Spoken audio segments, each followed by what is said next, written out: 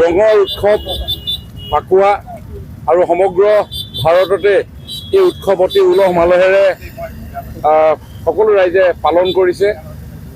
ফাগুন মাহৰ এই সুন্দৰ প্ৰাকৃতিক পৰিৱেশে আমাৰ মন প্ৰাণ সজীৱ কৰে আৰু সেইকাৰণে আজি আমি ফাকুৱা উপলক্ষে আমাৰ যুৱ বন্ধুসকলে অকণমান ৰং ৰহইচ কৰিছে আৰু লগতে অহা পৰহিলে 6 তাৰিখে মাননীয় মুখ্যমন্ত্ৰী হিমন্ত বিশ্ব শৰ্মা ডাঙৰীয়াৰ জন আশীৰ্বাদ যাত্ৰা আহি আমাৰ ডিব্ৰুগড় জিলাত তেখেতে পদাৰ্পণ কৰিব, টিংখাঙলৈ আহিব।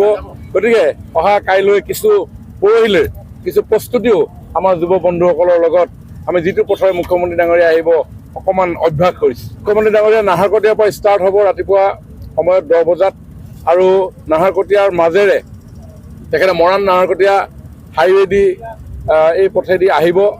আহি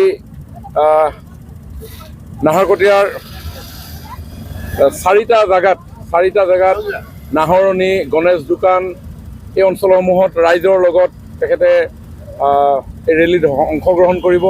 তাৰপিছত টিংখাং তিনিআলি হৈ ফেটেঙি তিনিআলিৰ পৰা তেল ডিপুলৈকে দুই কাষে ৰাইজ থাকিব। এই ৰেলীত তেখেতে অংশগ্ৰহণ কৰিব। তাৰপিছত ৰাজগড় এই জুৰীয়া থান, এই ঐতিহাসিক জুৰীয়া থানত মুখ্যমন্ত্ৰী ডাঙৰীয়াই আশীৰ্বাদ ল'ব। তাৰপিছতে শ্বহীদ বেদীলৈকে যাব। তাৰপিছত দিৰৈৰ ওচৰত আমি তাতে আমাৰ ৰাইজৰ লগত তেখেতে এই ৰেলীত অংশগ্ৰহণ কৰিব। বামুণবাৰীত অংশগ্ৰহণ কৰিব। তাৰপিছত মৰাণত অংশগ্ৰহণ কৰিব আৰু একেবাৰে শেষত কুটুহাট খোৱাং সমষ্টিৰ ৰাইজৰ লগত ৰেলীত মুখ্যমন্ত্ৰী ডাঙৰীয়াই অংশগ্ৰহণ কৰিব।